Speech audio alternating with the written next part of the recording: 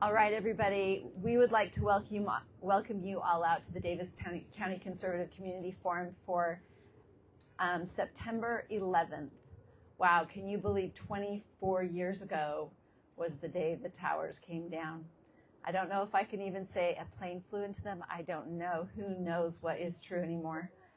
But regardless of what happened, our country was changed on that day. And then we experienced what we experienced yesterday. And we'll say more about that as the evening wears on. My name is Tina Horlocker, and I'm the chair of the Davis County Conservatives. And this is our community forum. I'd like to ask how many of you are new? Okay. We will have a clipboard going around. And will you please sign your name and put your email if this is your first time coming? We also have a donation box. If anybody would like to donate, then we'd appreciate that as well. But we really, really appreciate you coming. We hold these events on the second and fourth Thursdays of every month. And this time we have an amazing privilege of hearing some amazing patriots. But first, we're going to have an opening prayer and a few opening words by Pastor Bickle, whose church this is, who is so kind to accommodate us in holding our events here. So, come on up. Thank you. Wait, where's my? Yeah. Put it where you want. Okay. First of all, I want to say thank you for coming. The Bible says God has not given us a spirit of fear, but of power and love and a sound mind. And if there are people that stayed home this evening because they were afraid to gather, the enemy wins. We don't do that. It takes people that are willing to stand for what is right, regardless of the price. We don't know what the price is going to be. No one has ever known what the price is going to be. We've had freedom in this country that seemed free for a long, long time, but it was never free. It was always purchased at the high price of blood. The greatest freedom you could ever have is the freedom from sin in Jesus Christ. And of course, that was purchased at the high price of the blood of God on the cross of Calvary. When Dr. Kirk Moore was facing a sentence of 35 years, I don't know who asked me. It may have been Tina. I don't know. But they asked me to come and speak at the federal courthouse. And I want you to know what I said. It's very short. It's not very short, but it's like 3 minutes. Today we stand at a crossroads, not merely of law, but of conscience, freedom, and the very principles upon which this nation was built. We are here because a doctor sworn to the sacred duty of, first, do no harm, chose to stand for freedom of conscience, for medical truth, and for the rights of ordinary citizens to make personal medical decisions without coercion from the government or employers. That doctor now faces a sentence harsher than many violent criminals receive, not because of greed nor personal gain, but because of his unwavering commitment to his oath, his patience, and his country's founding ideals. This doctor believed, correctly as it turns out, that the COVID-19 vaccine carried serious, even fatal risks. Risks that have now been publicly admitted by government agencies and medical bodies worldwide. But far more than just a medical debate, this case strikes at the heart of liberty, the liberty of conscience, a right cherished by our founding fathers above nearly all other rights. James Madison, known as the father of the Constitution, declared, "Conscience is the most sacred of all property." He also said the religion then of every man must be left to the conviction and conscience of every man. Thomas Jefferson echoed this truth when he wrote, "No provision in our Constitution ought to be dearer to man than that which protects the rights of conscience against the enterprises of the civil authority." This doctor was not seeking to undermine law, but to uphold a higher law, the God-given right of every person to act according to their conscience, free from coercion. Our founders did not advocate blind submission to power. On the contrary, they taught us that resistance to tyranny is not only right, but it can become a duty. Benjamin Franklin, a man whose wisdom helped shape this republic, wrote this, "Rebellion to tyrants is obedience to God." We would not have this nation if it were not for men like Dr. Moore. Thomas Jefferson reminded us, when injustice becomes law, resistance becomes duty. And that's exactly what this doctor did. Not out of hatred for law, but out of devotion to a higher cause, the protection of life, liberty, and personal responsibility. It is said that Patrick Henry once thundered, "Give me liberty or give me death." This case is not about reckless disobedience. It's about a moral standard to protect patients from coercion, bodily harm, and unconstitutional overreach. How can we in good conscience condemn a doctor whose only crime was defending others from a government policy that has since been proven harmful? How can we punish someone who acted from love of neighbor and love of country, risking everything of his own for others? If we proceed down this road, if we crush people of conscience, we are not merely punishing this doctor, we're betraying everything this republic stands for. I urge this court and all that hear my voice to remember the sacred principles upon which America was founded: liberty of conscience, freedom from tyranny, the right to dissent in the face of injustice. And I leave you with these words of Jefferson, which echoed down through the centuries. Rightful liberty is unobstructed action according to our will within limits drawn around us by the equal rights of others. Law is often but a tyrant's will, and always so when it violates the rights of the individuals. Let us not allow the will of tyranny to prevail here today. Thank you. That's the speech that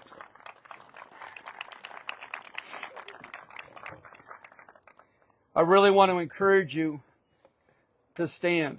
You're here. That's what I mean. Be here. Be where we need to be. I believe this state is filled with patriots, but I also feel it's filled with ignorance.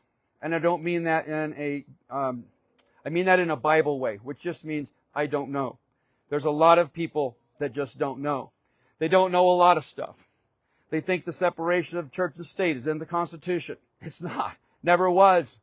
There's all kinds of things they've been taught that are not true. And it takes people like Charlie Kirk to have those conversations. Don't be afraid to have that conversation at work. Don't be afraid to talk about the Lord Jesus Christ. Don't be afraid to talk about the Word of God. This country was founded on the principles and precepts of the very Word of God that I hold in my hand right here this evening. Let's pray. Father, we come to you with a lot of different emotions tonight. God, we're proud to be Americans.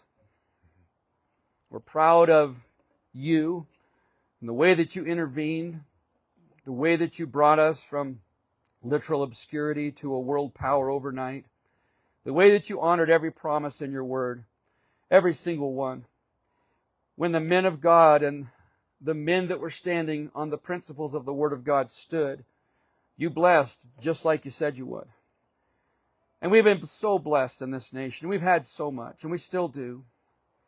But Lord, we also, in the last few days, have lost so much. And I pray that there will be many Charlie Kirks rise up. Many young men and young women that will rise up and take their stand for the God of the Bible, for liberty and life, for the pursuit of happiness, for the very principles that this nation was founded upon. Lord, that we could re-educate this nation, that somehow we could bring the truth to them, because you said in your word, and ye shall know the truth, and the truth will make you free. God, help us to be truth givers and truth livers. And we ask you this now in Jesus' name. Amen.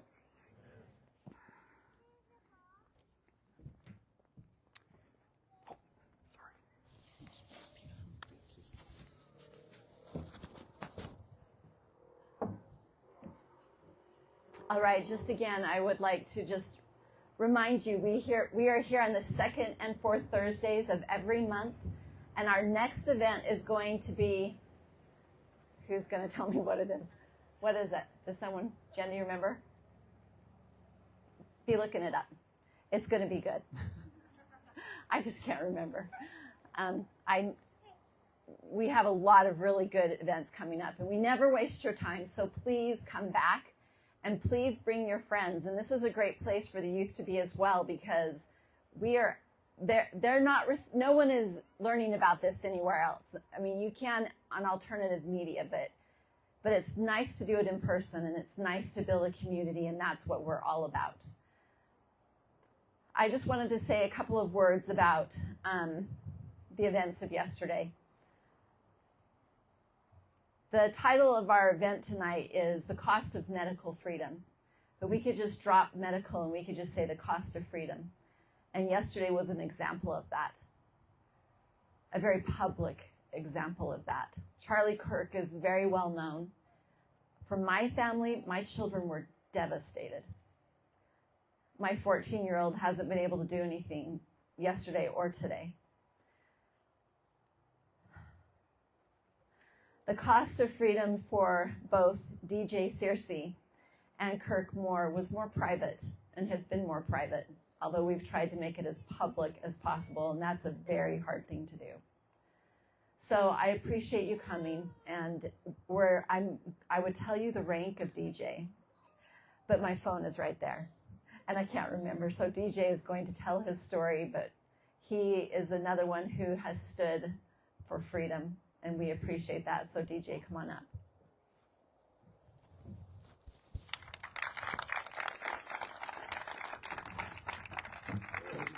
You want to put that on for me? Great. Okay, so I'm Chief Warrant Officer 2, DJ Searcy, for a little while longer. We'll see what they do to me. I had every intention of coming here in uniform tonight to push my leader's buttons some more, but I decided that black was a little more appropriate for the event. So there's a lot of emotions going on based on what happened yesterday and what we're remembering happened today, years ago. But a little bit about me. I'm a Chief Warrant Officer. I'm an Apache pilot for the Utah Army National Guard. Sure. I'm an Apache pilot for the Utah Army National Guard. When the vaccine mandate dropped, I took a very strong stance and I refused it. They encouraged me, put in a medical exemption, put in a religious exemption, and I told my leaders I will not, because that signals to you that you have the authority to tell me to take this experimental treatment. And my argument to you is that you don't. And so from the onset, I've been a target because I'm non-compliant, not willing to play along. And so, thank you. So it started with me being grounded. They wouldn't allow me to fly the helicopter anymore. I asked for that policy in writing. My commander refused to give it to me. And then they said, all right, fine, you don't have to take it. You're going to be kicked out, but now we need you to test if you want to come to training. And I said, we just had a case in our unit that got COVID and he was vaccinated. So I told them I would test happily if they tested the whole battalion, including vaccinated soldiers. And I felt like I was being cooperative and fair there, even though the test also was an EUA treatment. So legally they couldn't order me to do that either. But so that made them upset. A lot of things happened. And so I did it the right way. I pushed back through my chain of command for years. And finally I got fed up. I reached out to my Congressman Burgess Owens, and his office inquired. And the Adjutant General of the Utah Army National Guard responded to him in memo format and lied about the situation. And I have all the receipts. I've documented this meticulously. And so at that point, Congressman Burgess's office said, there's nothing we can do to help you. Sorry. They referred me to the free legal resources down at BYU. And so I decided I was going to speak out. And that was probably the middle of last year. And I had in my head all the things that I wanted to say. And I'll tell you right now, if I had delivered that first message that I wanted to give, I wouldn't be speaking here tonight. I'd be in big, big trouble. But the Lord softened my heart, and he gave me the words that he wanted me to communicate. And I put on my uniform, and I got in my car, and I recorded the video. And glory to God, it went viral. And millions of people have now heard it, and they continue to share it on a daily basis. Nobody in the mainstream media wants to cover it, but that's okay. I want to just say a few words about one of my heroes, Kirk, and Chris too. A lot of his critics will say, you didn't do it the right way. There's legal channels, there's ways that you ought to do this. What you did was wrong. I am an example of you can do everything right by the regulation, by law. Tyranny does not care. Okay? And a lot has been said about Dr. Kirk's Hippocratic Oath, that he honored that in giving people and his patients the choice, protecting them medically. But Dr. Moore was also in the Navy, and he took another oath, one that I'm more familiar with, and I'll say that I'm a little bit expert in. And I want to read that to you. It's an oath that doesn't expire. We decided it was somewhere around 1993. I, Kirk Moore, do solemnly swear or affirm that I will support and defend the Constitution of the United States against all enemies, foreign and domestic, that I will bear true faith and allegiance to the same, that I take this obligation freely, without mental reservation or purpose of evasion, and that I will well and faithfully discharge the duties of the office on which I am about to enter, so help me God. So, Dr. Kirk, thank you for upholding both of your oaths.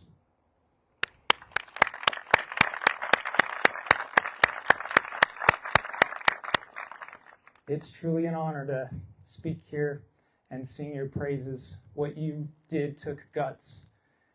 What happened during the COVID-19 pandemic, for me, is a litmus test. How a person reacted and what they did showed their true character and what they're made of. And for me, Dr. Moore is a hero. So thank you, Dr. Moore.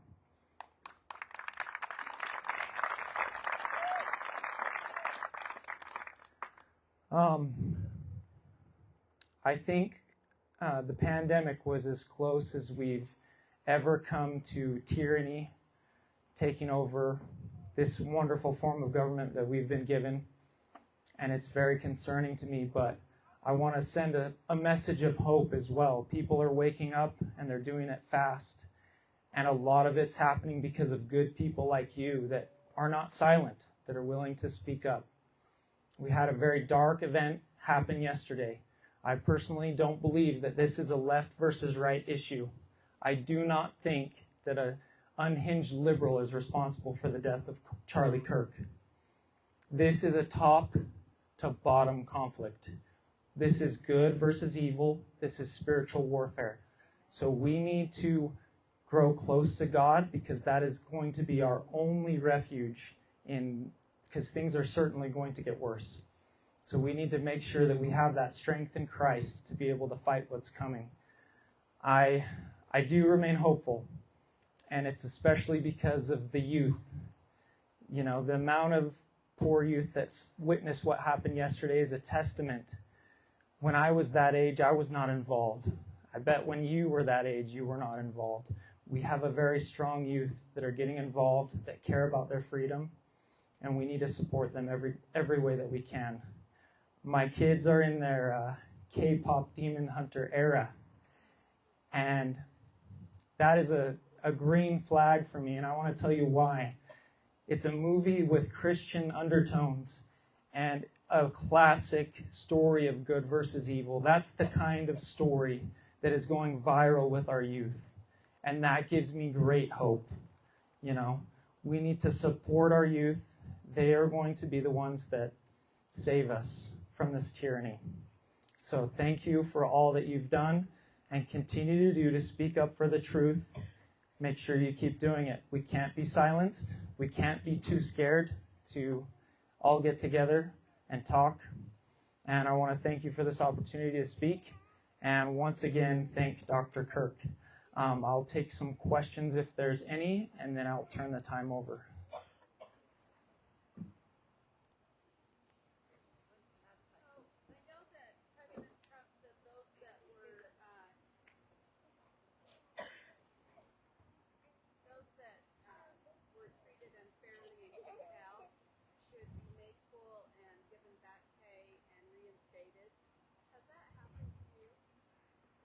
No, the question was, I hope everybody heard it. President Trump in his inaugural speech promised that everybody that was separated for the COVID thing would be reinstated and life made fair. Firstly, I never got kicked out. They just put me in no man's land. I was set to be discharged when they reversed the vaccine mandate. So once they could no longer kick me out, there was a brief moment where they were going to let me start flying again, and then they decided not to, and I pushed back again, and they said, "Oh, it's your mental health now. You're a liability. We can't trust you. We can't trust you to follow orders." Get this, my brigade commander, I met with him, and he said, "I'm concerned that if we're deployed and you're ordered to fire upon a child, that you won't do it."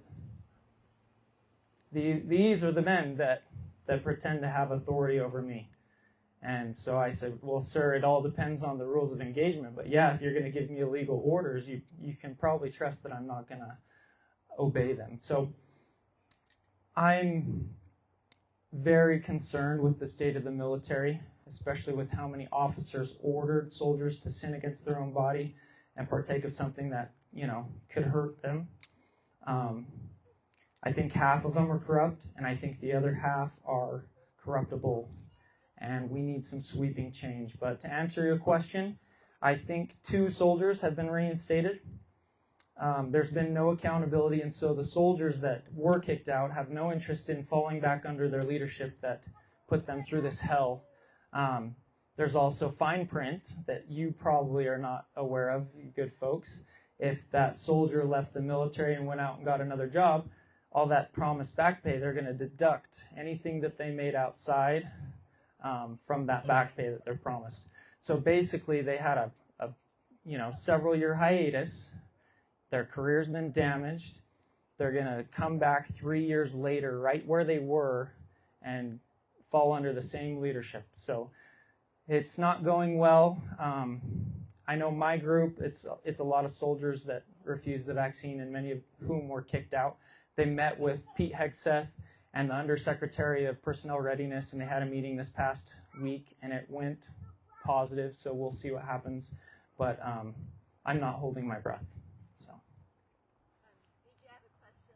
I'm just wondering, being in the National Guard, what part does Spencer Cox have in all this? So Spencer Cox would have been my commander-in-chief, so he definitely supported the COVID vaccine mandates. And I've requested my leadership to meet with him. He's my commander-in-chief, and there's something called an open door policy. I've requested several times, and I can't get him to sit down with me. And now I'm banned from all Utah National Guard buildings. If I set foot, I'll be arrested or trespassed. Why?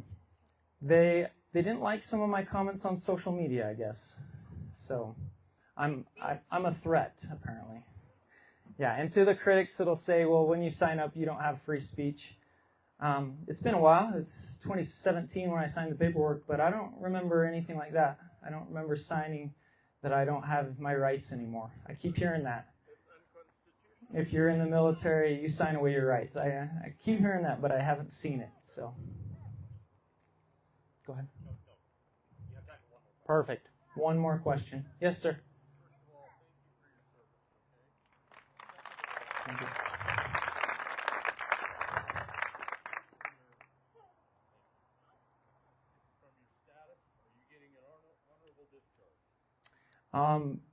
Right now, I'm in my speaking out era. They're going to come down on me as hard as they possibly can. I don't care what they give me, because I feel like I'm upholding my oath to defend this nation from domestic threats. So if they want to give me a dishonorable discharge, if they want to put me in Leavenworth, I don't care. I can't be silenced now. I'm on a path of accountability and standing for what's right. I have no fear they'll have to kill me. And we need people that feel that way to push back against this tyranny.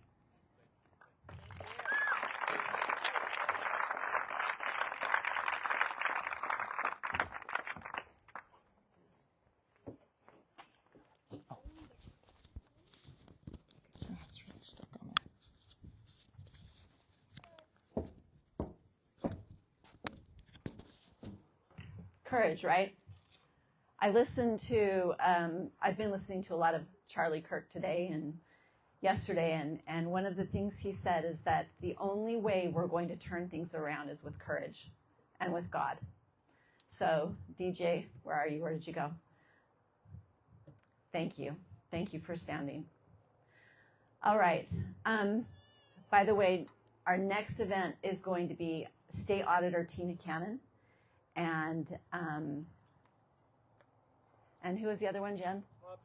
Bob McEntee, who will be talking about hardening the grid, and Tina Cannon will be talking about the path the state is going to basically erase county and city lines and have the state run in special districts. This is something you absolutely must know about. So please come next time. All right, so in October of 2021, I planned an event called the We Can Act Liberty Conference with 3 other women. We brought in 50 speakers from across the nation, including General Flynn and many others. 2 of my speakers have since been murdered.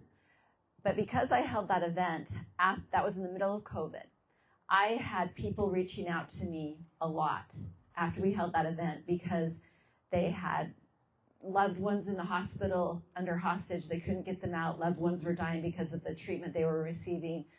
People who didn't want to get the vaccine, just all kinds of scenarios. And people were constantly calling me and trying and needed help finding a solution. I probably shouldn't say publicly some of the ways that I helped people, but I was searching for a physician or somebody who was willing to give people what they wanted, which was not a mandated shot. And I found that when I went to go listen in Utah County after my event. Peter McCullough was one of my speakers, but he came back again, and I went to go listen to him. It was at that event that I was introduced to Kirk more. And from that point on, when people called me and they needed help, they were going to be kicked out of school, they didn't want to go on a mission with getting a shot, whatever the scenario, I knew a path to help them get them what they wanted. And so that was my first connection with Dr. Moore. We're now going to turn over to his co-defendant, Chris Anderson, and she's going to take a few minutes. Their story is very compelling, and I want to give them as much time as possible. So, Chris Anderson.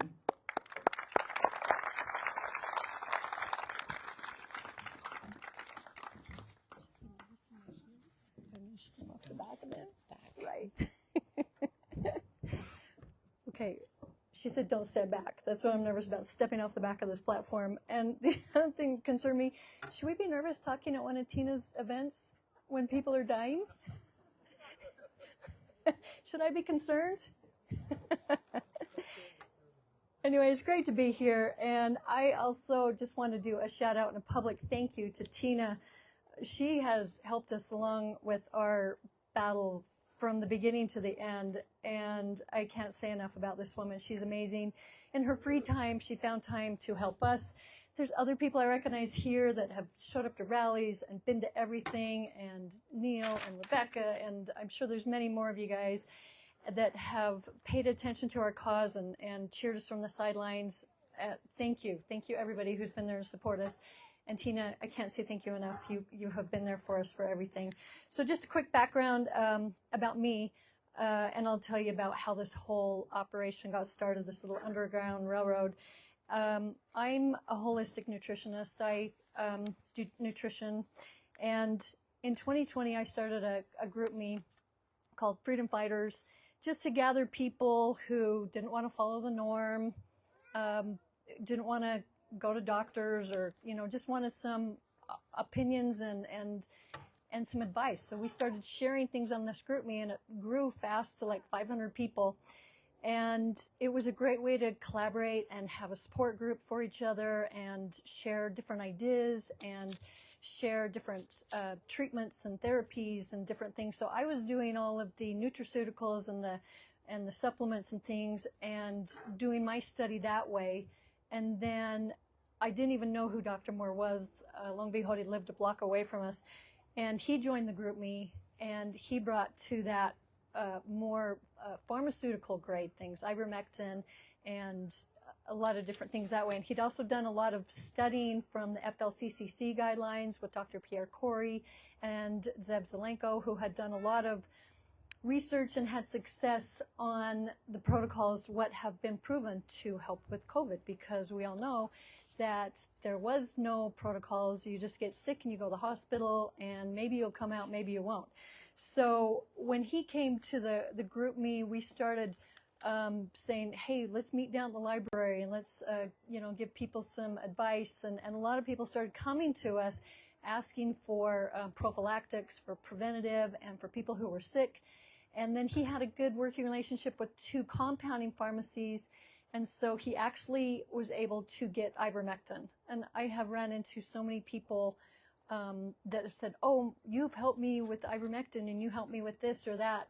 And so this amazing community came together to help strangers and to help everybody to be sick, or that were sick, or ones that were just trying to avoid COVID and trying to avoid the hospital in general. And it was just amazing to see people helping people.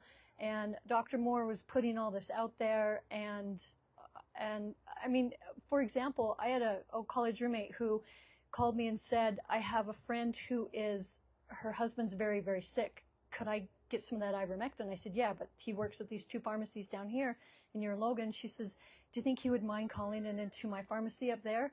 And I called Dr. Moore, and he's like, of course, he didn't turn anybody down. No matter what. And so he called in the prescription up there, and she went to pick it up. They were going to charge her $625 for ivermectin up there.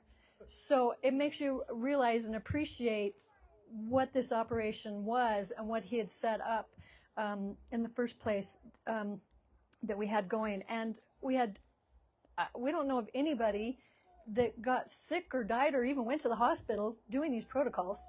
And so I would compare that or argue that with anybody doing Fauci's and the government protocols any day. We had our own control group, and we showed that this worked because we had enough people in our little control group that showed that this was working. So in 2021, when the shots rolled out, there's many reasons why people didn't want to take the shot. First of all of us had COVID pretty much, and we had natural immunity. The variants kept changing, so it's like with the flu shot. If the variants are changing, what shot are you giving us? And we all knew that they weren't tested. All the animals died. 700 people died in the clinical trials.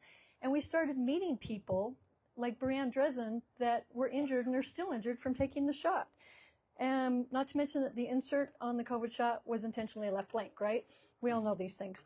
So then in the Biden administration, when the mandates came out, 99 people in employment, if you have 99 employees or more, you've got to take the shot. I mean, a lot of stuff that just didn't make sense. So there was many people coming to us, military. We had special ops military. We had a lady whose daughter was injured in an ultralight accident in California, and the hospital would not let her in. They didn't know if she was going to live or die. They would not let her or her husband in to see her daughter without fully vaccinated.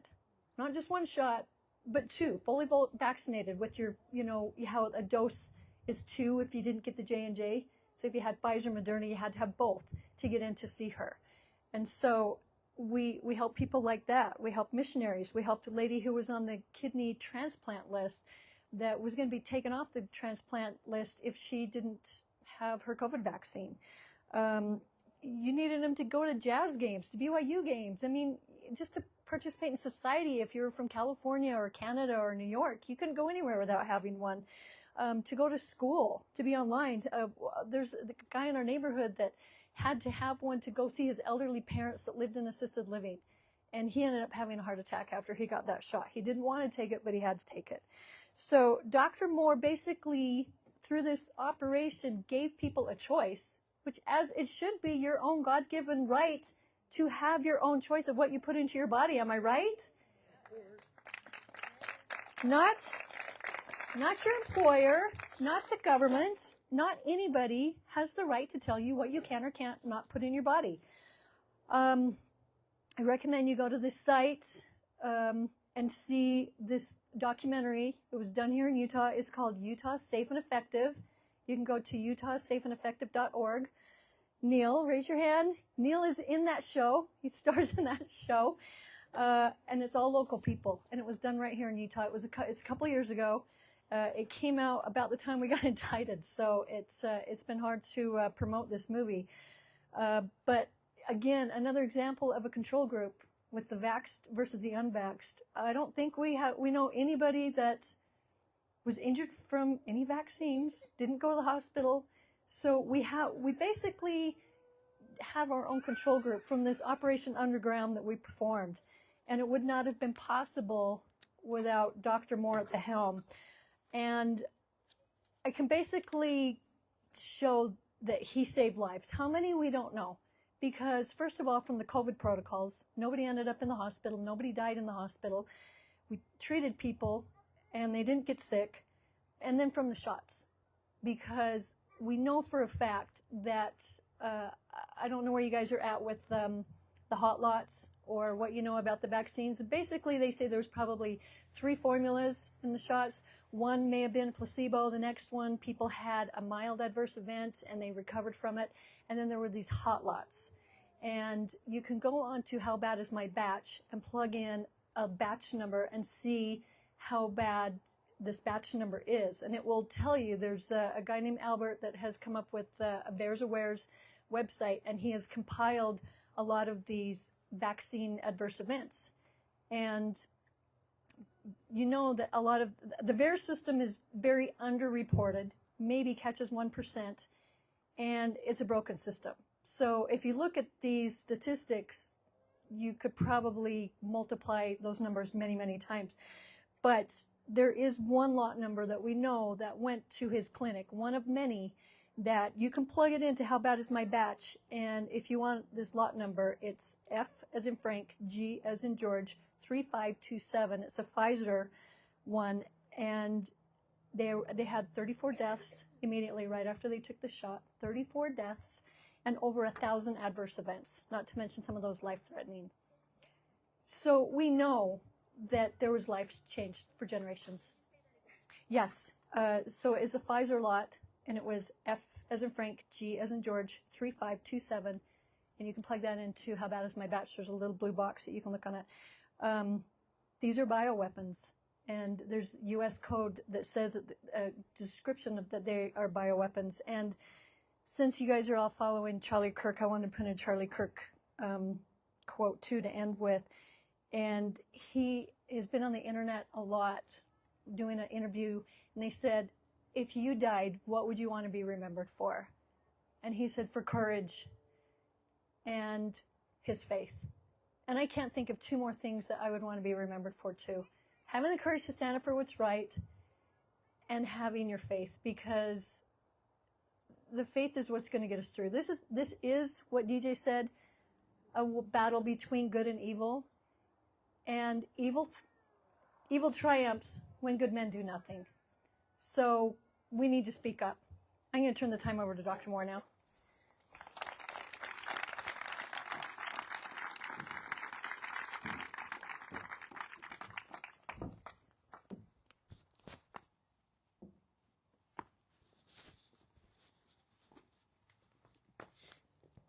Your glass is right there.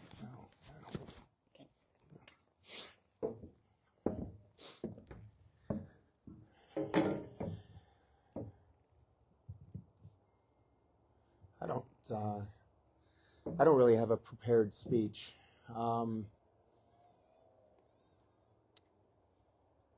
I, believe it or not, kind of struggle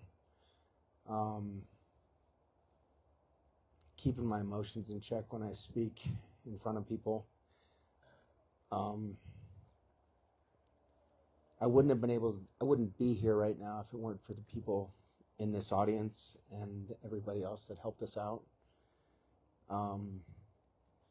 Our dismissal was a once-in-a-lifetime miracle that happened because of what everybody here did and what everybody did online and how everybody helped us out.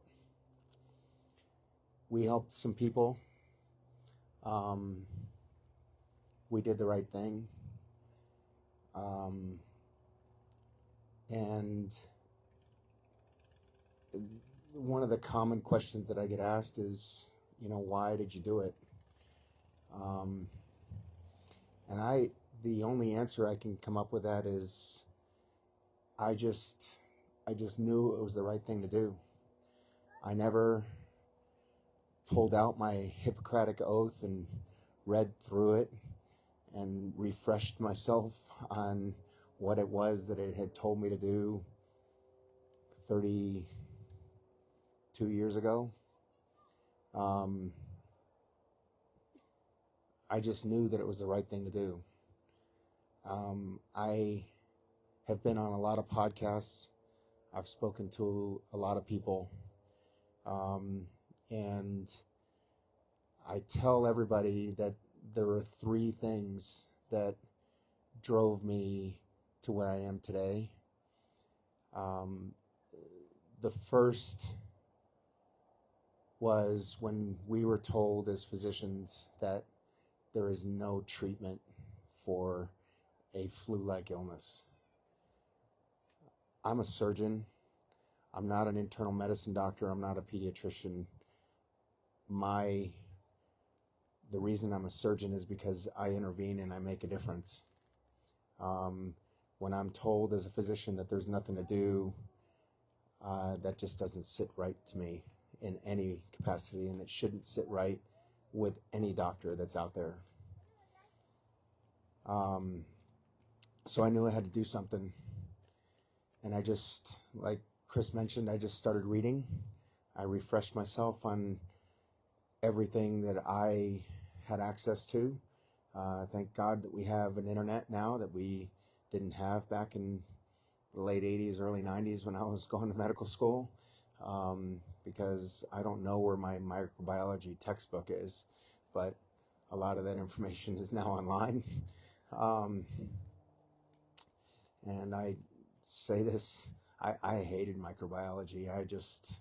It didn't interest me at all. I had no interest in looking at a microscope or going and studying anything and finding out what bug this is and how it gets to be treated. But I refreshed myself on it because I just knew that narrative was wrong. I use this analogy, if you guys have watched any of my podcasts or anything, this analogy, I use this all the time. There is no treatment for a flu-like illness. It was analogous to me when I was treating breast cancer patients in Reconstruction. You have fever, chills, nausea, malaise, you don't feel good, just go home, and when you're about to die, call me and I'll treat you. I'll put you on a ventilator. I'll give you remdesivir, and 92% of you people won't even go home, except in a body bag. So the analogy to that was having a woman find a lump on her breast exam or a mammogram that says we find a suspicious nodule. Why don't we just leave that alone until you have this fungating wound and it's eroding through your skin and you've got lymph nodes and metastases to your brain and your lungs, and then we'll treat you. That just doesn't make any sense to me. We would never do that. The idea with medicine is you always want to get things early. It was exceedingly disappointing to me that there's 150 docs out there that say the same thing. There's 1 million doctors that took the byline that we were being told that there is no treatment. That was point number 1. Point number 2 was when every single city, county, state, country in this world did the exact same thing. Everybody did the exact same thing. There is no treatment. You can't do anything. Wait until you're almost dead, go to the hospital, and we'll try to treat you. We can't even agree on what kind of potatoes to have at a Thanksgiving dinner Okay, and all 208 countries in this world are agreeing on doing the same thing. I didn't get that. And again, to me, that's common sense. Chris told me a story that I laughed. I remember going into grocery stores, restaurants. I wouldn't wear a mask. I never said anything to anybody. Nobody really would come up to me. I would kind of just turn my shoulder and keep walking. I really never interacted with them. But Chris tells me that she did. She would turn around and she would say, "I'm not wearing a mask because I have CS." And everybody would turn around and walk away, except occasionally somebody would ask her, "Oh, CS, okay, what is that?" Well, one, they're not allowed to ask you that. But the other one was Chris would look at them and say, "Common sense." But they would just walk away. And that's exactly what it is. It's common sense. Okay? The third strike for me was, and I don't remember who you heard it from first, but you heard about Operation Warp Speed. You heard about a vaccine that was coming. And I think the first person that I heard this from was Bill Gates. Says that we're never going to get back to normal. Life will never return to normal until we get a needle in everybody's arm. 8.4 million people are going to have to get an injection in order for us to participate in society. And again, strike three for me, it only strengthened my resolve from the standpoint of I knew that this was just fake. But I was willing to just sit on the sidelines and not really do much and just take care of the patients that Chris and I were taking care of, saving people's lives, keeping them out of the hospital, prescribing hydroxychloroquine, ivermectin, zinc, vitamin C, vitamin D. We never had any patient go to the hospital. I never had one patient die. I can't tell you the number of people that would call me hours after taking their medication saying that they already felt better. Placebo effect, I don't know, but I just know that it worked and everybody got better, everybody. When did things change for me? Things changed in the spring of 2021. When all of a sudden the Trump vaccine that nobody was going to touch all of a sudden became the Biden vaccine that everybody needed to put in everybody's arm. And they were going to mandate it for everybody. Chris mentioned that, 99 employees or more. They passed, actually, that's the interesting thing. They never passed any laws. There were no COVID laws. Nothing ever went through any house. Nothing went through here in the state. Nothing went through in any states. Nothing went through in any federal agencies. There was never a COVID law. The only violation to laws, and this is an argument that I'll have with anybody who says that I violated any laws, the only law that's out there that was violated was to require you to show your private medical history to participate in society. And the second law that was violated, which was the same one, is that they are physically not allowed, legally not allowed to even ask you that question. So they were violating the laws that they accused us of doing. And that was, to me, the foundation upon which I did all this. In the spring of 2021, I decided that, and I'll say it right now, it was a selfish thing. My daughter was going to Arizona State, and they weren't going to let her matriculate. She was going down there with friends. She really wanted to go there. I really wanted to stay here because it was way too expensive, but she wanted to go to Arizona State, and I was going to do everything that I could to get her to go there, but they were going to require her to be vaccinated. And so I called up the Utah Health Department. I got the vaccination form because they were giving it out to pretty much anybody, because it was a national mandate that everybody here in this audience and everybody on the face of the earth needed a COVID shot. So they gave us permission to do that. And so I started doing it.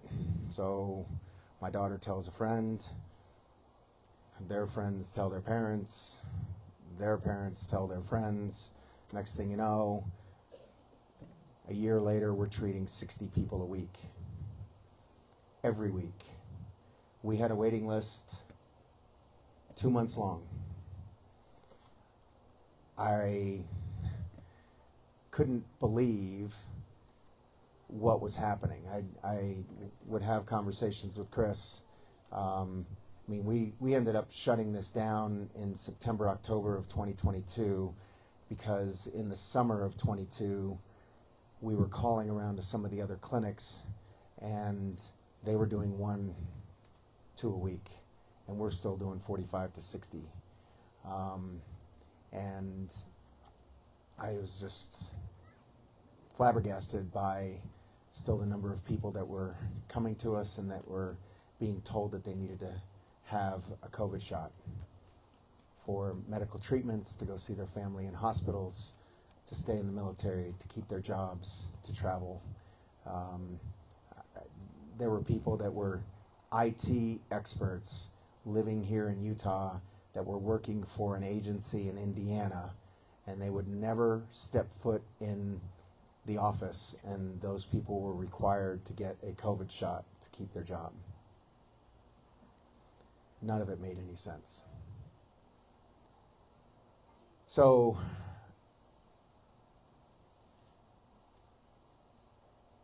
it was a total surprise when the FBI, DHS, HHS, with 11 officers showed up on January 11th and served a search warrant on myself and my office manager for our cell phones.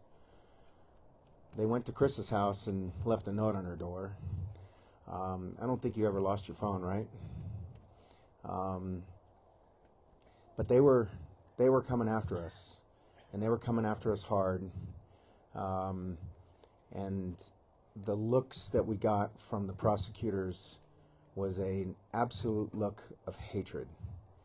They despised us. And that's the problem in our country right now, and we saw this yesterday. There is a level of non-discourse. There is a level of hatred, a level of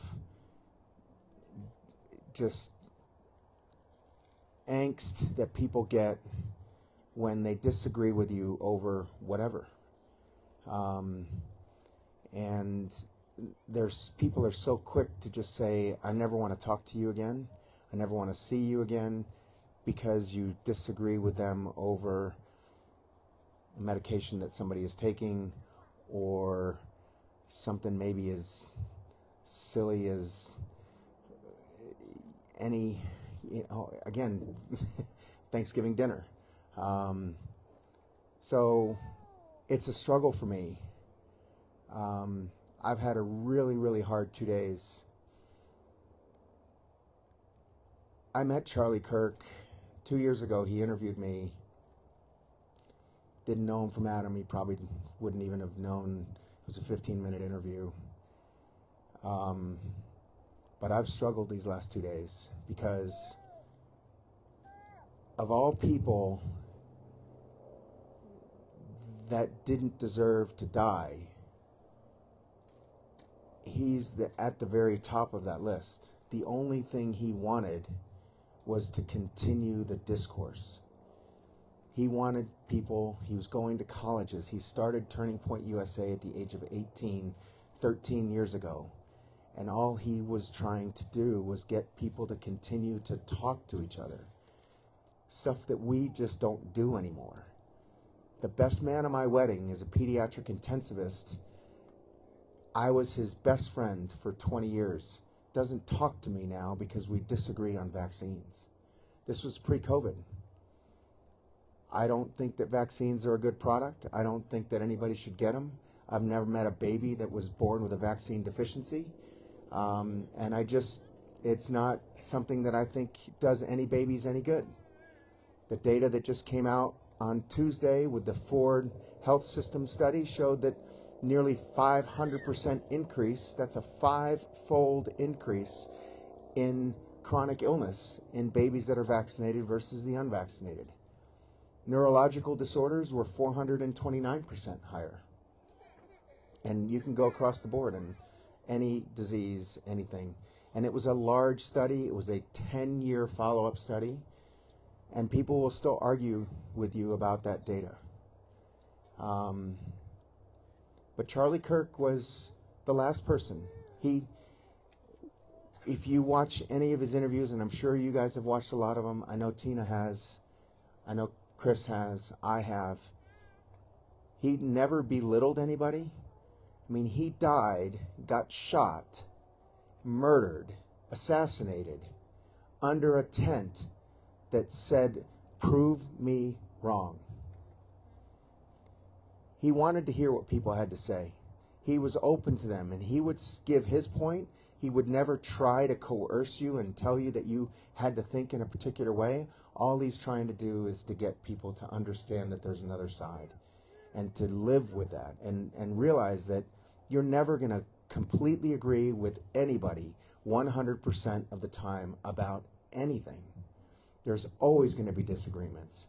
Married couples have disagreements. You have disagreements with your kids. You have disagreements with your friends. And it used to be, I mean, I'm 60 years old. It used to be that you would grow up with that. And you'd still go out and have food and dinner. I drink alcohol, sorry. I'd have a beer with some friends, okay?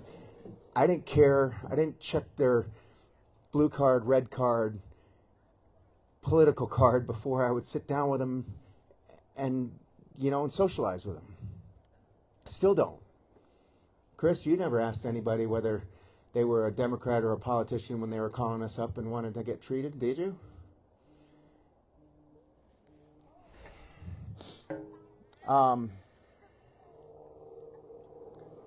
I want to read a couple things. Just a couple of quotes that have really rung true with me. And and kind of tells me about what do we need to do going forward. And what do we do now? First one is a quote by Voltaire. He has a lot of great quotes, by the way. But one of my favorite is, "We are all guilty of the good we did not do." We are all guilty of the good that we did not do.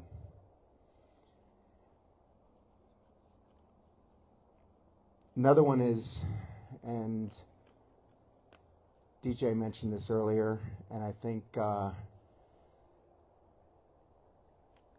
it's gone around quite a bit, but it's a Benjamin Franklin quote that you guys have probably heard of, and it talks about tyranny, which we have to push back against. It doesn't talk about it, but it's apropos to where we're going in our society right now. And it's kind of misquoted sometimes, but I will read it because you have to understand exactly what it says. "Those who would give up essential liberty to purchase a little temporary safety deserve neither liberty nor safety." And I think that word "deserve" is appropriate, and gets misquoted a lot of times as just shouldn't have it or whatever, but they deserve neither safety nor liberty. DJ read my oath that I signed 32 years ago. But there's a lot of versions of the Hippocratic Oath out there, but one of the ones that really hits me hard, and I will end this on this with this quote, and then I'll take some questions. And it's just part of the Hippocratic Oath, but very short portion. With regard to healing the sick, I will devise and order for them the best diet, according to my judgment and means. And I will take care that they suffer no hurt or damage. Nor shall any man's entreaty prevail upon me to administer poison to anyone. Neither will I counsel any man to do so. And that's what we were asked to do, is we were asked by our experts to administer poison to people, a bioweapon that was developed by Ralph Barrick in the North Carolina Chapel Hill labs, shared with the Wuhan Institute of Virology, against the 1971 bioweapons law that Nixon signed to close down any bioweapon development, but then was transferred back to the government under the auspices of making countermeasures to protect against other people's bioweapons that they were going to potentially develop against us. That's what this is. Make no bones about it, okay? They want us dead. They want to cull humanity. They are trying to kill us, and they are doing it, okay? Slowly, methodically, and if we don't stand up and push back and protect ourselves and our family and our friends and our community against tyranny, they will succeed. We have to stop letting them do this. We have to not self-censor. We have to stand up and push back, and we have to do something. And after the assassination yesterday, we have to do more. Whatever it is that we're doing now is not enough. We have to do more. So whatever that means to you, whatever it means to me, whatever it means to somebody else, we have to do more. That's it.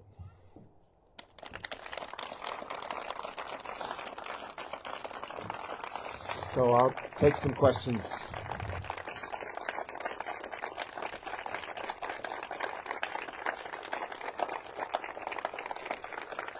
Thank you. Thank you.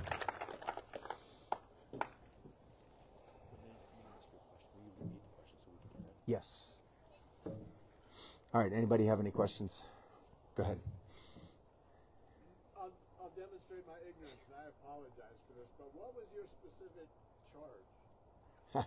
Okay. So the question is, what was my specific charge? Yeah.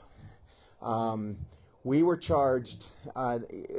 Look, this is a long story. I spent 2.5 hours on the Tucker Carlson show last week. Okay, and we still didn't get through the whole thing. But they charged us with fraud. They charged us with conspiracy to commit fraud because there was more than one of us. And then they charged us with counterfeiting, which, I guess we were fraudulently filling out the COVID cards and giving to people, so that was counterfeited. They added a charge in January of this year to me, which added the additional 20 years, which was destruction of government property and evidence tampering, which was basically throwing away the vaccines. That was their government property, is what they were claiming. Go ahead. So I've listened to your story several times. I just want to thank you for sharing it, because it'd be really easy for you to just move on with your life. So thank you. I did have a question. Who turned you in, and what was that conversation in your office? Was everybody just like, this is what we're doing, or like, can you tell that part of that story? Yeah. Okay. So the question is, who turned us in, and how did we get caught? And what else was behind the story? The way nobody turned us in. Nobody died. Nobody got sick. We didn't hurt anybody. We got turned in by a health by an HR department from a lady who had told her HR department that she would not ever get the vaccine. Came to us, got the vaccine, went back. The HR department called up the Utah Health Department and said, I think that there's something nefarious going on. The conversation that we had with our employees, I actually specifically rehired a previous employee who had left for other reasons, came back, and this was her job, and we hired her specifically for that, and she was fully gung-ho game to do it, and just like the government does, they managed to turn her and somebody else against us. So, Neil, go ahead. So where do you go from here, Doc? And are you going back to your practice? What are you doing? What can we do to help you go forward? Where do I go from here, and how do you guys help me going forward? I struggle with that. I struggle with that question. I struggle with the answer. I am so disillusioned with the state of medicine right now that I struggle every day. I used to enjoy getting up, going to work. I loved my job. I loved what I was doing. Look, I'm not a primary care doc. I'm a plastic surgeon, for you guys that don't understand. I operate on people. I don't do vaccines. This was completely out of my realm. I've been castigated by a number of my colleagues because I stepped outside of the box, or I, was outside of my lane, and what am I doing? I still get that. Somebody had to do it. I know I'm not naive enough to think that I'm not the only one out there. There's a lot of docs out there that did this. I think those people need to stand up. I think those people need to push back. Those people need to let it be known that this is what they've done. I am still working. I never lost my license. The funny thing out of all of this is that the federal government has no bearing on me as a physician. My license is a state license. The state never had anything to do with me. That was part of our case, was against the federal government, is that they don't have the legal authority to do that. I spent 12 days in jail because I told them that I didn't think that they had the legal authority to come after me. The judge didn't like that and slapped cuffs on me and threw me in jail. And by the way, one of my other co-defendants did the exact same thing, and she got to go home. So that'll tell you who was the target here. Can you tell us the judge's name so we can vote against Jared Bennett is the magistrate judge, and Howard Nielsen is the district judge, but he's got a lifetime appointment, so there's not much we can do with him.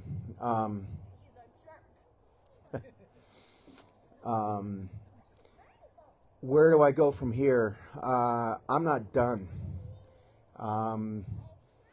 Just like I said before, we got to do more. And people have tried to get a moniker up there. Instead of do more with M-O-R-E, they're doing it with do M-O-O-R-E. And trying maybe to make some shirts or buttons or hats or something. But I'm not done. I've got to get these mRNA shots off the market. I've got to get all vaccines off the market. I am supporting anything and everything that I can do from that perspective. And I'm finally seeing that the toothpaste is out of the tube now, and I don't think it's going back in, at least not very easily and not without a mess. I was so happy to finally see RFK with a spine a week ago today push back against the Senate Finance Committee. I wish I had his phone number or his text number, because I would bow down to him right now and I would kiss his toes. That's exactly what I expected when he got in at the HHS, and I'm glad I'm finally seeing it. Anything else, Neil? Okay. Yeah. Her first, you raised your hand. Oh, me? Yes. Okay, so I was wondering, was it Judge Sharon Bennett? No, Jared Bennett. Jared Bennett. Okay. Yes. So I've slowly seen people wake up and say, Jen, you were right about that. So you had people, especially in your field, come and say you were right. Not one. The question was, have I had anybody in my field that has come back and said, hey, Dr. Moore, you were right. I'm sorry for doubting you. Not one of my colleagues has ever come back and said, Kirk, you are right. Sorry for doubting you. Not one. And that's part of my disillusionment with the medical field right now. All right. Anything else? I'd like to make a comment about Johns Hopkins data on COVID. And if you The- look at the data and how many people died in the United States, about 0.3% of the U.S. population died from COVID. If you look at the data on India, it was 0.04%. And I suspect the reason for the difference is because they had ivermectin and we didn't. So the comment was that we had 0.3% of our population died from COVID, whereas in the country of India, 0.04% died, and the reason for that is because they had ivermectin available. I'll take that a step further.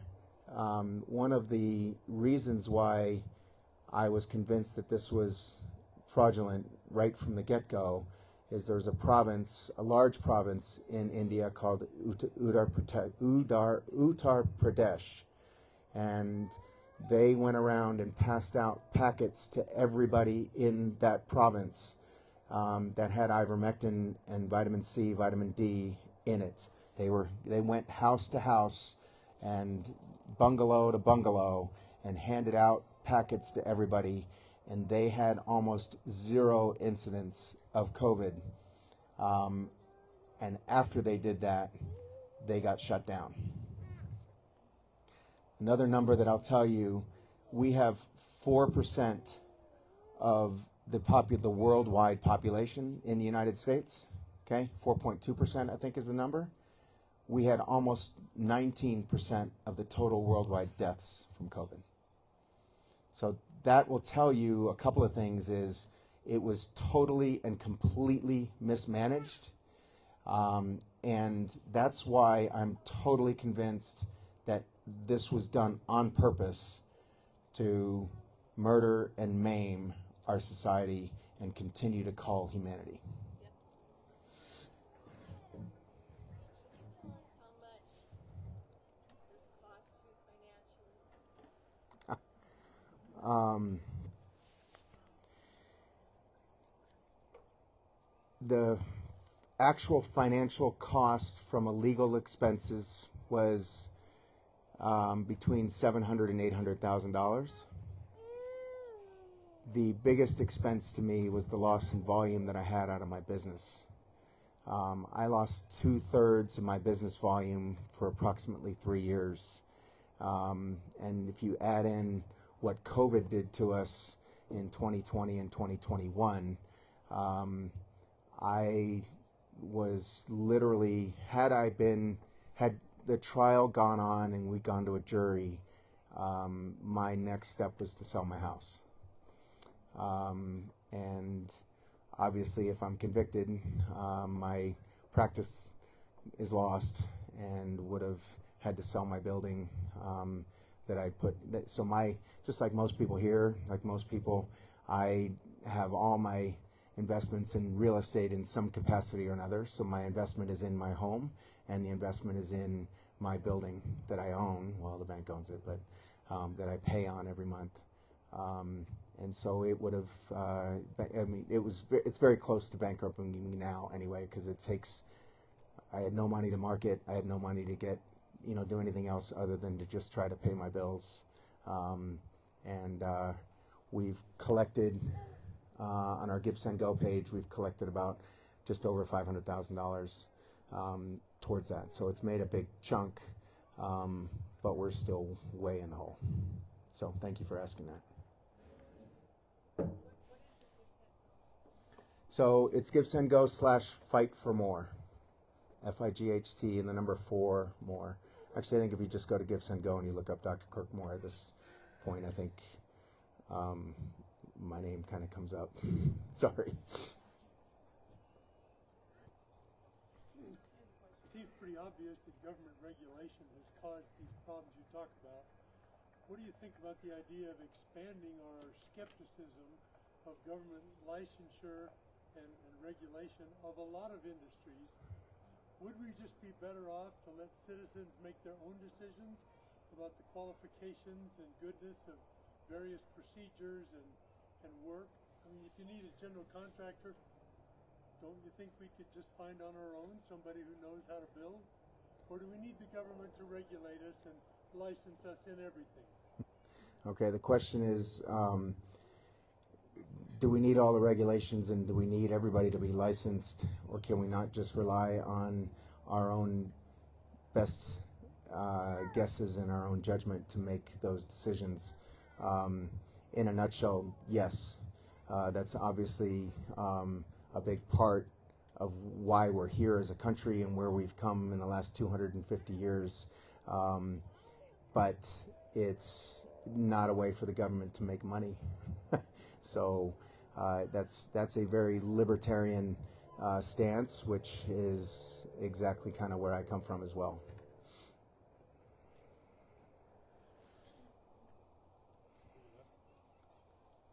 Yes, sir. So we know about any coalitions or movements to go after these people. I know at one time, I can't recall his name, Heinrich Fuller, a hotshot lawyer from Germany that went after Deutsche Bank and was going to go after, Fauci and these pharmaceutical companies. And have we heard of any movements or for these people to pay some reparations?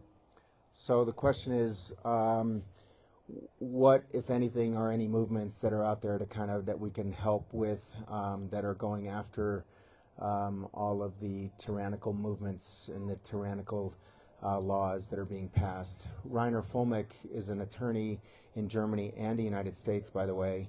I think he is a dual citizen. He was arrested in Mexico and extradited against his will back to Germany, just got convicted, and I think he is going to be in jail for a number of years. I think it was 4 to 5 years. Had nothing at all to do with COVID or any of the stuff. He had a organization called the COVID Review Panel or something along those lines, and he was in the process of exposing everything. And he was just railroaded through the legal system. And essentially what they did to him is what they were trying to do to us. They wouldn't allow him to present a defense, and he basically got convicted almost in absentia, because even though he was present, they wouldn't allow him to present any kind of a defense in terms of what it was that they were accusing him of. And what they were accusing him of had nothing to do with COVID. It had to do with, he did the same thing, well, not the same thing. He had loaned this commission, he had borrowed money against his house and loaned the business that money, and had a note that they were going to pay him back over time as they succeeded and collected funds for this. One of his partners turned him in, saying that he had fraudulently done something and he wasn't allowed to present his defense. The government did the same thing to us. We were not allowed to present any data about COVID. Nothing. Zero. I mean, what was this case about? COVID. But they basically hamstrung us and handcuffed our hands behind our backs, and then right before trial, they actually kind of zippered our mouths shut, because we weren't going to be able to even talk about anything. One, they'd already told us that we couldn't bring any evidence about why the people why they came to me as opposed to going to another clinic, so we couldn't talk about that. We couldn't talk about the damage that the COVID vaccine had done. and what the science was behind the COVID vaccines. We could not bring any experts in to talk about what COVID was doing to people and the science and everything. Peter McCullough, Jim Thorpe, Pierre Corey, all of these people that had published studies. There's almost 4,000 studies now that have been done just on COVID alone, but they weren't going to be allowed to come in. And then we couldn't bring in any of the vaccine injured to talk about what the vaccines had done against them. Right before trial, the prosecution filed 4 more motions that basically said, I'm getting a little bit in the weeds, okay? Fraud requires intent, okay?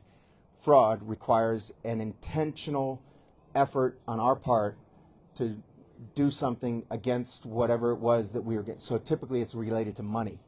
So you give me $100, I say that I'm going to go spend that $100 and buy a bike, and then I don't buy that bike. You come after me and you say you defrauded me of that $100 because you didn't get me the bike that you told me you were going to buy. That's fraud. Okay? There's other examples. What they were saying was that now we couldn't even tell them what our intent was in the trial. I couldn't get up there on the stand and say I had no intent of doing anything other than to take care of my patients. And I didn't throw away this COVID vaccine that you gave me for free, that I actually ended up paying for with my tax dollars, and I decided to throw it away and not give it to my patients. That was my intent. My intent wasn't to defraud anybody of anything that they gave me. But that's kind of where this goes. And you know, thankfully, Attorney General Bondi saw all of the pushback that we got during that week of the trial and dismissed our case, which was it's unprecedented. No other federal case has ever been dismissed mid-prosecution. They weren't done yet.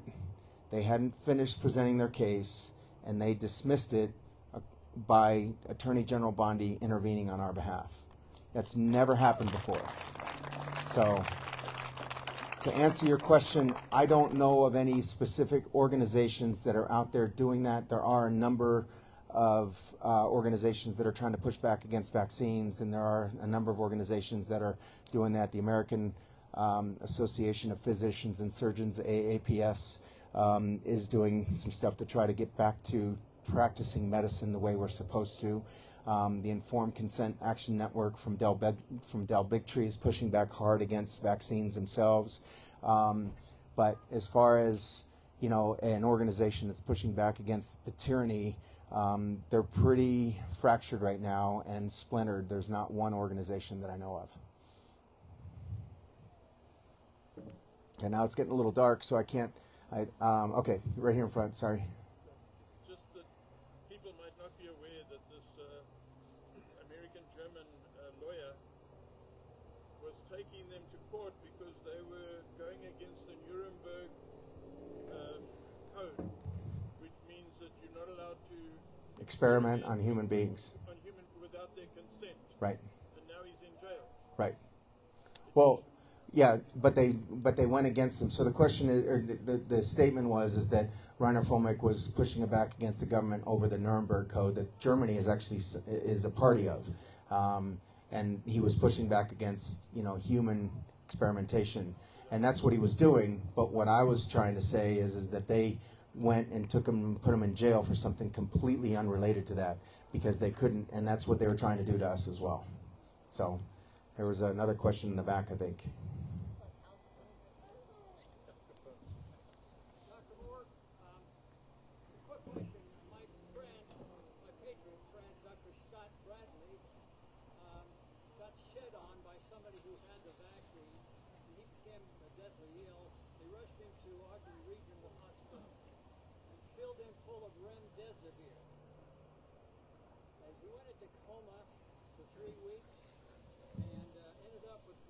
All through his legs, from his feet to his stomach, and he's still trying to recover from that. I believe they tried to kill him with remdesivir. Can you tell us what the problem is what are the chemicals in remdesivir that could cause blood clots and kill a person? Okay, so the statement in question is that Dr. Scott Bradley, who was a patriot, ended up in the hospital and was treated for COVID with remdesivir, or he was around people that had been vaccinated and got shed upon and ended up getting sick, ended up in the hospital. The hospital then treated him with remdesivir and other standard protocol treatments, was in a coma for a couple of weeks, and is still trying to recover. And the question to me is, what is remdesivir and why is it so dangerous? There's a reason why the medication is called Run, Death is Near by the nurses. I actually, it is, I'll tell you my ignorance on it. I don't know exactly what the medication is. I know that it is a toxic medication that was taken off the market in Africa because it actually killed more Ebola patients than the number of Ebola patients that were dying from just the disease alone. And that was 10, 12 years ago. And because it was a medication made by a company in the United States called Gilead that had a relationship with some people at the FDA and the NIH, Anthony Fauci revived that medication and repurposed it for the use in COVID. There is no data, no science, no evidence whatsoever that that medication does anything to treat people with COVID or gets them to survive from COVID. I personally took 2 people out of the hospital that would have gotten, one of them got a dose of remdesivir, and he is also a physician, and another one who would have gone into the hospital and been treated with remdesivir, and I kept them out. Both of them are alive today. One of them is a doctor who's still working, and the other one is a Salt Lake City police officer. So it is in no way, shape, or form a medication that is worthy of human use. It should not be used, and it follows the same course of events that Anthony Fauci has done with the medication called AZT, where it was a medication and the only treatment that was used for the treatment of HIV back in the 80s and early 90s, with unfortunately the same results. Okay, we have time for one more question, and then I'm going to have to sit down. Okay, all right, all the way back here in the back.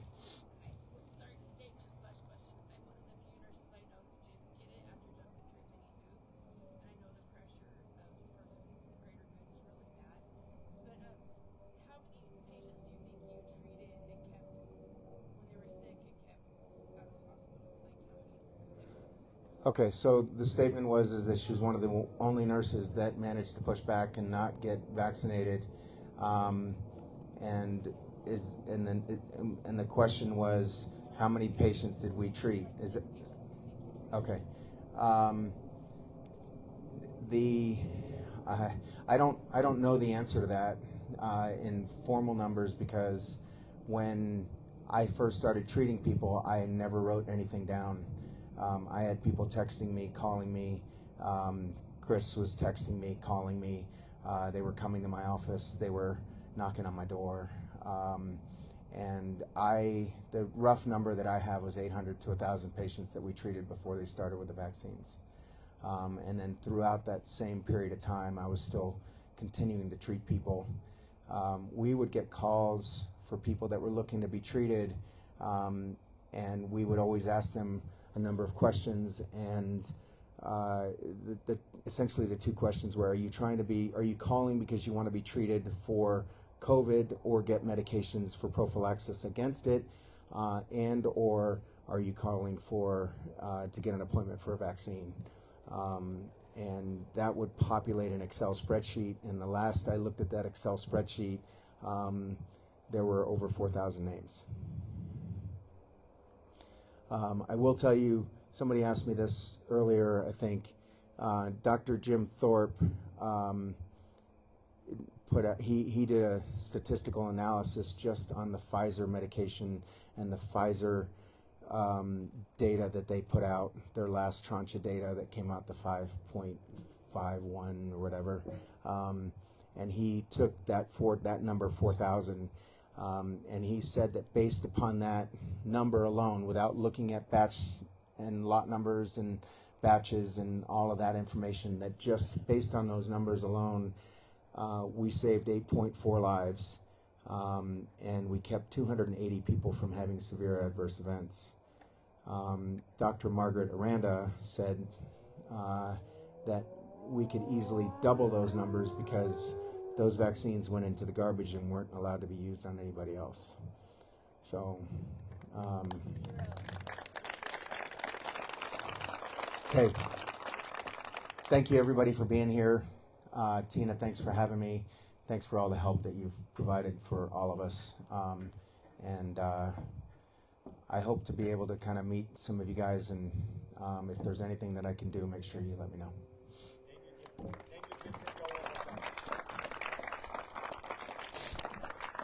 The Give Send Go is /Fight for More, FIGHT, the number 4 MOORE. Thank you.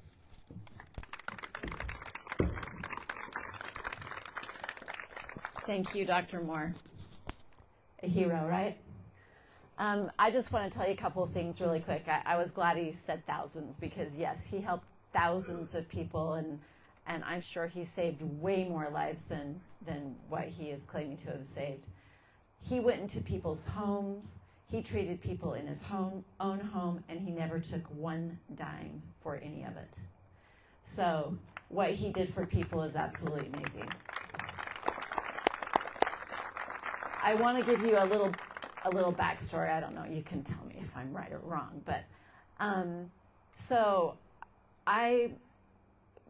before the trial happened, we were trying everything we could to get the trial dismissed. I shouldn't say we, mostly them. But I was doing my own little thing, and I was able to get the information to Ed Martin. Ed Martin is the interim U.S. attorney who was Pam Bondi's spot before she became the U.S. attorney. And he's now over finding examples of the weaponization of government. I got that information to him through two ways, and I know, Dr. Moore, you at least got it to him through another way. And I know for certain that that effort was rejected. We also know that Pam Bondi approved the case to go forward. You can stop me at any point you don't like what I'm saying. So right about the time when Dr. Moore's trial started was the exact time when President Trump suddenly started saying the stuff about the Epstein files that infuriated everybody. And all of that negative attention went on Pam Bondi. And so so the trial starts, and Pam Bondi has all of this negative attention happening, and Ed Zoll, who Dr. Moore, I think, mentioned, by the way, he has RFK's cell. You know that. So you can get that from him. Ed Zoll had RFK's cell number and Pam Bondi's, and he sent a little text to her and said, hey, here's a little get-out-of-card gel-free. You could use this as a way to get some of that negative attention off of you. And that same weekend was when she dismissed his case. So, in my opinion, she gets a little thumbs down for me. I don't trust her. One other thing I wanted to say, I mentioned that when I held the event, the We Can Act Liberty Conference, that two of my speakers were murdered. One of those was Dr. Rashid Buttar, and he was very instrumental in helping people fight cancer. And he was also fighting hard against the COVID vaccine, and they murdered him. And there's a lot of freedom doctors that have been murdered, right? There's a whole long. So, that there's a real risk for doctors who stand up and fight against this that is coming against us, the medical industrial complex, I like to call it. So I just, again, wanted to thank everybody for coming. When Dr. Moore says we need to do more, one of the things that you can do more is to invite people to our next event. We will be inside this building. It will be State Auditor Tina Cannon and Bob McEntee, who will be talking about hardening the grid.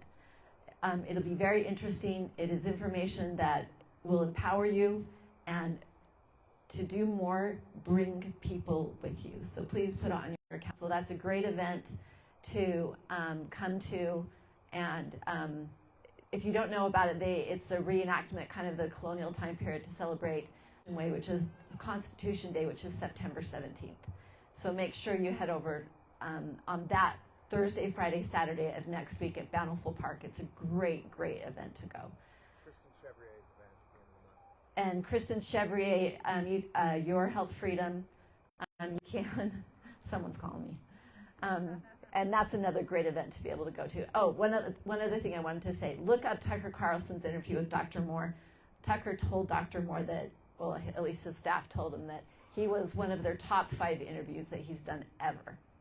So it's a great interview. So thank you so much for coming, Dr. Moore and DG. I think you're out there still, maybe not.